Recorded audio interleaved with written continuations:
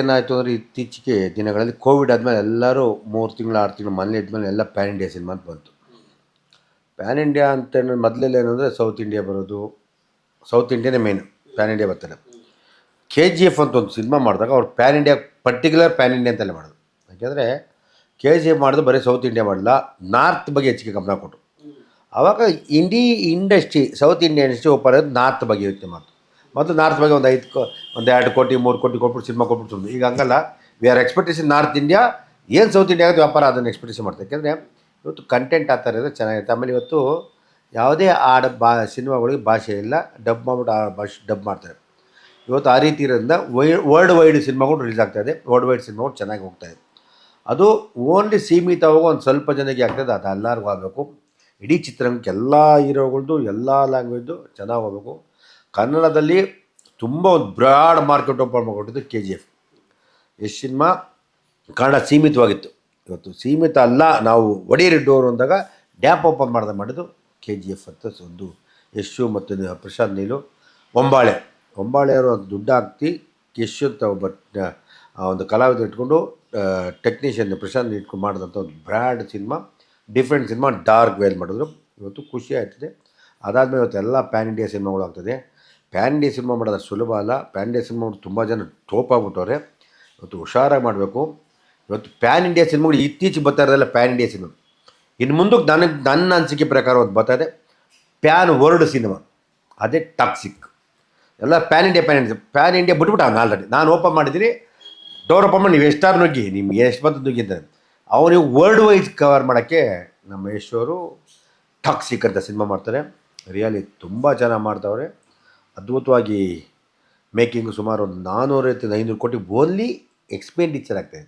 Without remuneration 450-500 crore expenditure ಆಗ್ತಾರೆ. ದೊಡ್ಡ set ಆಗ್ತಾರೆ. ಅದು pan world cinema, pan India pan world cinema ಟಾಕ್ಸಿಕ್ಕು. ಸುಮಾರು ಅದೊಂದು ಓನ್ಲಿ ಈ ಶೂಟಿಂಗ್ ಖರ್ಚೆ 450-500 ಕೋಟಿ ಆಗ್ತದೆ. ಥಾಟ್ ವಿಷನ್ ಎಷ್ಟೇನು ಅಂದರೆ ನಾನು ಪ್ಯಾನ್ ಇಂಡಿಯಾ ಮಾಡಾಗುತ್ತೆ, ಪ್ಯಾನ್ ಬಿಟ್ಬಿಟ್ಟಾಗ ಪ್ಯಾನ್ ಒಳಗೆ ಸ್ಕೆಚ್ ಹಾಕೋನೆ ಸಕ್ಸಸ್ ಆಗ್ತಾನೆ. ಅವನಿಗೆ ಟ್ಯಾಲೆಂಟೆಡ್ಡು, ಆಮೇಲೆ ಇಂಟ್ರೆಸ್ಟು, ಪ್ಲ್ಯಾನಿಂಗ್ ಇದೆ. ನನ್ನೆಲ್ಲ ಸಿನಿಮಾಗಳು ಕನ್ನಡ ಸಿನಿಮಾಗಳು ನನ್ನೆಲ್ಲ ಕಲಾವಿದರು ಪ್ಯಾನ್ ಇಂಡಿಯಾ ಆಗಲಿ ಪ್ಯಾನ್ ವರ್ಲ್ಡ್ ಆಗಲಿ ಅಂತ ನಾನು ಹೇಳೋಕ್ಕೆ ಇಷ್ಟಪಡ್ತೀನಿ. ಇವತ್ತು ಒಳ್ಳೆ ಮಾರುಕಟ್ಟೆ ಓಪನ್ ಮಾಡಿಕೊಟ್ಟವ್ರೆ, ಅದೆಲ್ಲರಿಗೂ ಯೂಸ್ ಮಾಡ್ಕೋಬೇಕು. ಅದನ್ನು ಬಿಟ್ಟು ನಿರ್ಮಾಪಕರಿಗೆ ತೊಂದರೆ ಕೊಡೋದು ಯಾರು ಮಾಡಬೇಡಿ. ನಿರ್ಮಾಪಕರನ್ನ ಯಾರೇ ನಿರ್ಮಾಪಕರು ಪ್ಯಾನ್ ಇಂಡಿಯಾ ಸಿನಿಮಾ ಆಯ್ತದೆ ಪ್ಯಾನ್ ವರ್ಲ್ಡ್ ಸಿನಿಮಾ ಆಯ್ತದೆ ಅಂತ ಹೋಗ್ಬಿಟ್ಟು ನೀವು ತಗಲಾಕಬೇಡಿ. ನೀವು ನೋಡಿ ವ್ಯಾಪಾರ ಏನಾಗುತ್ತೆ, ವ್ಯವಹಾರ ಏನಾಗುತ್ತೆ, ಯಾವ್ಯಾವ ಇರೋದು ಏನಾಗುತ್ತೆ, ಎಲ್ಲರದ್ದು ವ್ಯಾಪಾರ ಇದೆ. ಆದರೆ ತಕ್ಕನಾಗಿ ಒಂದೊಂದಿತ್ತು. ಈಗ ಐಫೋನ್ ಮೊಬೈಲ್ ರೇಟೇ ಒಂದು, ಮಾಮೂಲು ರೇಟೇ ಒಂದು, ಆರ್ಡಿನರಿ ಫೋನ್ ಒಂದು. ಅದಕ್ಕೆ ನೀವು ಮಾಮೂಲು ಫೋನ್ಗೆ ಐಫೋನ್ ರೇಟ್ ಕೊಟ್ಟರೆ ಕಾಸು ಖಾಲಿ ಆಗ್ಬಿಡ್ತೀರಿ. ಅದರಿಂದ ಹುಷಾರಾಗಿ ಸಿನಿಮಾ ಮಾಡಿದ್ರೆ ಇವತ್ತು ಪ್ಯಾನ್ ಇಂಡಿಯಾ ಪ್ಯಾನ್ ವರ್ಲ್ಡು ಎಲ್ಲ ಸಿನಿಮಾ ನೋಡೋದು. ಬರೀ ಕರ್ನಾಟಕ ಸಿನಿಮಾ ಮಾಡೋರು ನಮ್ಮ ಕೆಲವು ಕಲಾವಿದರಿಗೆ ತುಂಬ ಚೆನ್ನಾಗಿರುತ್ತೆ.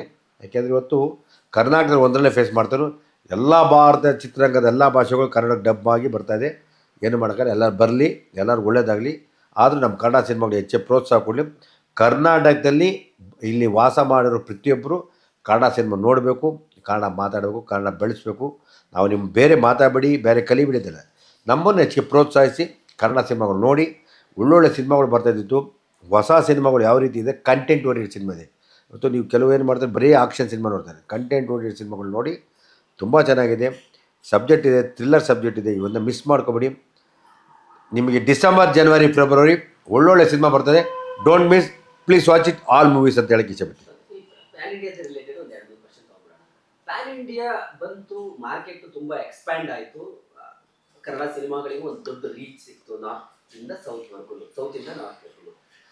ಬಟ್ ಪ್ಯಾನ್ ಇಂಡಿಯಾ ಬಂದ ಮೇಲೆ ಎಲ್ಲೋ ಒಂದು ಕಡೆ ಸ್ಟಾರ್ಗಳು ಹೆಚ್ಚಿಗೆ ಸಿನಿಮಾ ಮಾಡ್ತಿಲ್ಲ, ತುಂಬಾ ವ್ಯಾಕ್ಯೂಮ್ ಕ್ರಿಯೇಟ್ ಆಗ್ತಿದೆ. 2 ವರ್ಷ 3 ವರ್ಷ ಇರೋರೇ 4-5 ಜನ ಕನ್ನಡದಲ್ಲಿ ಸ್ಟಾರ್ಸ್.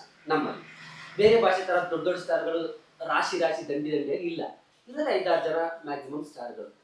ಈ ವ್ಯಾಕ್ಯೂಮ್ ಇದೆಯಲ್ಲ, ಇದು ಇಂಡಸ್ಟ್ರಿಗೆ ಎಲ್ಲೋ ಒಂದು ಕಡೆ ಸ್ವಲ್ಪ ಡ್ರಾಬ್ಯಾಕ್ ಆಗುತ್ತೆ. ತುಂಬಾ ಫೈನಾನ್ಷಿಯಲಿ ತುಂಬಾ ಹೊಡೆತ ಕೊಡ್ತಿದೆ. ದೊಡ್ಡ ಸ್ಟಾರ್ಗಳ ಸಿನಿಮಾ ಇದೆ, ಕ್ರೌಡ್ ಫುಲ್ ಆಗ್ತಿಲ್ಲ ಅನ್ನೋದು ನೀವು ಏನು ಹೇಳ್ತೀರಿ? ದೊಡ್ಡ ಪ್ರೊಡ್ಯೂಸರ್ ಬರೀ ಹೊಡ್ತಾ ಇಲ್ಲ, ಫುಲ್ ಹೊಡ್ತಾ ಆಗ್ತದೆ. ನೀವು ಪ್ಯಾನ್ ಇಂಡಿಯಾ ಅಂತ ಹೋಗ್ಬೇಡಿ. ಅದಕ್ಕೆ ಹೇಳೋದು, ನೀವು ಕರ್ನಾಟಕ ಸಿನಿಮಾ ಮಾಡಿ, ಅದಾಗುತ್ತೆ. ಪ್ಯಾನ್ ಇಂಡಿಯಾ ಆಗುತ್ತೆ.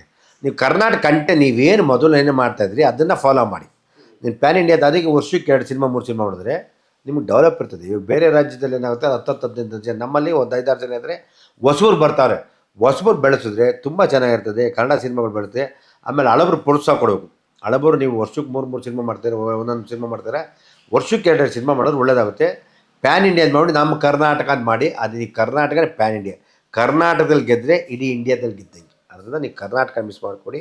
ನಮ್ಮ ಕರ್ನಾಟಕದ ಪ್ರತಿಯೊಬ್ಬ ಸ್ಟಾರು ನಿಮ್ಮನ್ನು ಕೈ ಮುಗಿದು ಮನವಿ ಮಾಡೋದೇನೆಂದರೆ, ಡೋಂಟ್ ಮಿಸ್. ವರ್ಷಕ್ಕೆ 2 ಸಿನಿಮಾ ಮಾಡಿ. ನಮ್ಮೆಲ್ಲ ಕಲಾವಿದರು ನೀವು ಸುಮ್ಮ ಇಟ್ಟಾಗುತ್ತೆ. ಆಮೇಲೆ ಇನ್ನೊಂದು, ನಮ್ಮ ನಿರ್ಮಾಪಕರು, ನಮ್ಮ ನಿರ್ದೇಶಕರು ವೆರಿ ಟ್ಯಾಲೆಂಟೆಡ್. ಕರ್ನಾಟಕದ ನಿರ್ಮಾಪಕರು, ಕರ್ನಾಟಕ ಟ್ಯಾಲೆಂಟ್. ಅದು ನೋಡಿ ಯೋಚನೆ ಮಾಡಿ ಸಿನಿಮಾ ಮಾಡಿ. ನೀವು ಬೇರೆ ಯಾರೋ ಹೊರಗಡೆಯಿಂದ ಬಂದು ದುಡ್ಡು ಆಸೆ ಕೊಡ್ತಾರೆ ನೀವು ಸಿನಿಮಾ ಮಾಡಿ. ನಮ್ಮಲ್ಲಿ ನಿಮ್ಮನ್ನು ಯಾವ ರೀತಿ ತೋರಿಸ್ಬೇಕು, ನಿಮ್ಗೆ ಯಾವ ಸಿನಿಮಾ ಮಾಡಬೇಕು ಅಂತ ಎಲ್ಲ ನಿರ್ದೇಶಕರಿಗೂ, ಎಲ್ಲ ನಿರ್ಮಾಪಕರ ಮೇಲೆ ಜವಾಬ್ದಾರಿ ಹೊರಿಸಿ, ನಿರ್ದೇಶಕರ ಮೇಲೆ ಜವಾಬ್ದಾರಿ ಹೊರಿಸಿ ಸಿನಿಮಾ ಗೆಲ್ಲುತ್ತೆ ಅಂತ ಹೇಳಕ್ಕೆ ಇಷ್ಟಪಡ್ತೀನಿ. ನೀವು ಕತೆ ಕೇಳಿ, ನೀವು ಕತೆ ಕೇಳ್ಬಿಟ್ಟು ಆ್ಯಕ್ಟ್ ಮಾಡ್ಕೊಂಬನ್ನಿ, ಸಿನಿಮಾ ಗೆದ್ದೇ ಹೇಳುತ್ತೆ. ನೀವು ಯಾವಾಗ ತುಂಬ ಇನ್ವಾಲ್ವ್ ಮಾಡ್ತೀರಾ ಸಿನಿಮಾಗಳು ಬೇರೆ ಆಗುತ್ತೆ. ಅವಾಗ ನಾಳೆ ನಿಮ್ಮನ್ನೇ ಅಂತ ಹೇಳ್ತೇವೆ. ನೀವು ಕತೆ ಓಕೆ ಮಾಡಿ ಒಂದು ಸತಿ ಜವಾಬ್ದಾರಿ ಬಿಟ್ಬಿಡಿ ನಿರ್ಮಾಪಕ ನಿರ್ದೇಶಕಕ್ಕೆ. ಸಿನಿಮಾ ಗೆಲ್ಲಿಲ್ಲ ನನ್ನ ಹೆಸರುಬಿಡಿ. ಎಷ್ಟು ಸಕ್ಸಸ್ ನೋಡಿದ್ದೆವು ಕನ್ನಡದ, ಹೈಯೆಸ್ಟ್ ಸಕ್ಸಸ್. ಇವಾಗ ಏನಂತಾರೆ ಎಲ್ಲರೂ, ಸರ್ ಆ ಕಲಾವಿದರಿಂದ ಹಿಂಗೆ ಅವ್ರು ಇನ್ವಾಲ್ವ್ ಆಗಿ ಹಿಂಗಾಗತ್ತೆ. ಅದು ನೀವು ಬಿಟ್ಬಿಡಿ. ನಿಮಗೆ ಏನು ಬೇಕು ಅನ್ನೋದನ್ನು ಒಂದು ಸತಿ ಕೇಳ್ಬಿಟ್ಬಿಡಿ, ಸಿನಿಮಾ ಮಾಡಿ. ಇವತ್ತು ಹೈಯೆಸ್ಟ್ ಸಕ್ಸಸ್ ಕನ್ನಡ ಚಿತ್ರರಂಗದ ಬರ್ತಂತ ಹೇಳಕ್ಕೆ ಇಷ್ಟ. ಅಲ್ಲ, ಹೀರೋಗಳು ಪ್ಯಾನ್ ಇಂಡಿಯಾ ಮಾಡಕ್ಕೆ ಶುರು ಮಾಡಿದ್ಮೇಲೆ ಕನ್ನಡದಲ್ಲಿ ನಮ್ಮ ಕನ್ನಡ ನಿರ್ಮಾಪಕರಿಗೆ ಡೇಟ್ಸ್ಗಳು ಸಿಗ್ತಿಲ್ಲ ಅಂತ ನೀವು ಒಬ್ಬರೇ ಬಹಳ ಜನ ಪ್ರೊಡ್ಯೂಸರ್ಸ್ಗಳು ನನ್ನ ಈ ಥರ ಮಾತಾಡೋದು ಆರೋಪಗಳನ್ನ ಕೇಳಿದ್ದೀನಿ. ಏನು ಸರ್, ಎಲ್ಲ ಹೀರೋಗಳು ನಮ್ಮ ಕೈ ಬಿಟ್ಟೋದ್ರು, ಯಾರು ನಮ್ಗೆ ಈಗ ಡೇಟ್ಸೇ ಕೊಡಲ್ಲ, ಎಲ್ಲ ಪ್ಯಾನ್ ಇಂಡಿಯಾ ಅಂತಾರೆ, 100 ಕೋಟಿ ಬಜೆಟ್ ಅಂತಾರೆ. ಏನಾಗುತ್ತೆ ಅಂದರೆ, ಇವತ್ತು ವರ್ಲ್ಡ್ ಮಾರ್ಕೆಟ್ ಸಿಕ್ಕಿದಾಗ ಎಲ್ಲ ಅವ್ರವ್ರೇ ಮಾಡ್ಕೊಂಡು, ಮೊದಲು ಯಾವುದು ಇರಲಿವಲ್ಲ ನಿರ್ಮಾಪಕರು ತಲೆಗೆ ಹಾಕೋರು. ಇವತ್ತೆಲ್ಲ ಹೀರೋಗಳೇ ಮಾಡೋಕ್ಕೆ ಹೋಗ್ತಾರೆ. ಅಷ್ಟು ಸುಲಭ ಅಲ್ಲ, ಮಾಡಿದ್ಮೇಲೆ ಗೊತ್ತಾಗುತ್ತೆ. ಈಗ ಮೂಟೆ ಒಂದು 50 kg ಮೂಟೆ ಹೊತ್ತರೆ ಭಾರ ಇರ್ತದೆ, 70 ಹಾಕೋರು ಬಿದ್ದೋಗ್ಬಿಡ್ತಾರೆ. ಎಲ್ಲರೂ ಅಷ್ಟೇ, ಯಾರೇ ಮಾಡಿದ್ರು ಅವ್ರು ಲಾಭಕ್ಕೆ ಮಾಡೋದು. ಈಗ ಹೀರೋಗಳು ಮಾಡಿದ್ರು ಅವ್ರಿಗೆ ಗೊತ್ತಾಯ್ತದೆ ಕಷ್ಟ ಸುಖ. ಅದರಿಂದ ನೀವು ಕಲಾವಿದರಾಗಿರಿ, ಸಿನಿಮಾ ಮಾಡ್ಕೊಬಿಡಿ. ನಿರ್ಮಾಪಕರು ಇರ್ತಾರೆ, ಅದಕ್ಕೆ ನಿರ್ಮಾಪಕ ಏನು ಇಂಡಸ್ಟ್ರಿ ನಡ್ಕೋಬೋದೆ ಅದನ್ನು ದಯವಿಟ್ಟು ಮುಂದುವರ್ಸ್ಕೊಂಡು ಹೋಗಿ ಅಂತ ಹೇಳಕ್ಕೆ ಇಷ್ಟಪಡ್ತೀನಿ. ಹಾಯ್ ಎಲ್ರಿಗೂ ನಮಸ್ಕಾರ, ನಾನು ನಿಮ್ಮ ಅನುಷಾ ರೈ. ಸೊ ಇಲ್ಲಿ ನೋಡಿ, ಡೈಲಿ ಮಾಧ್ಯಮ ಈ ಒಂದು ಚಾನಲಲ್ಲಿ ನಿಮಗೆ ಎಂಟರ್ಟೈನ್ಮೆಂಟ್ ಎಲ್ಲ ವಿಷಯಗಳು ಸಿಗುತ್ತೆ. ಅದ್ರ ಜೊತೆಗೆ ನಿಮಗೆ ಗೊತ್ತಿಲ್ಲದೆ ಇರೋವಂಥ ಹೊಸ ಮಾಹಿತಿಗಳನ್ನು ಕೂಡ ಅವರು ಈ ಚಾನಲ್ನಲ್ಲಿ ಕೊಡ್ತಾ ಹೋಗ್ತಾರೆ. ನಿಮಗೆ ರಂಜಿಸೋದಕ್ಕೆ ಯಾವುದೇ ವಿಷಯದಲ್ಲೂ ಮೋಸ ಆಗಲ್ಲ. ದಯವಿಟ್ಟು ಡೈಲಿ ಮಾಧ್ಯಮ ಯೂಟ್ಯೂಬ್ ಚಾನಲ್ನ ಸಬ್ಸ್ಕ್ರೈಬ್ ಮಾಡಿ, ಸಪೋರ್ಟ್ ಮಾಡಿ ಅಂತ ನಾನು ಈ ಮೂಲಕ ಕೇಳ್ಕೊಳ್ತೀನಿ.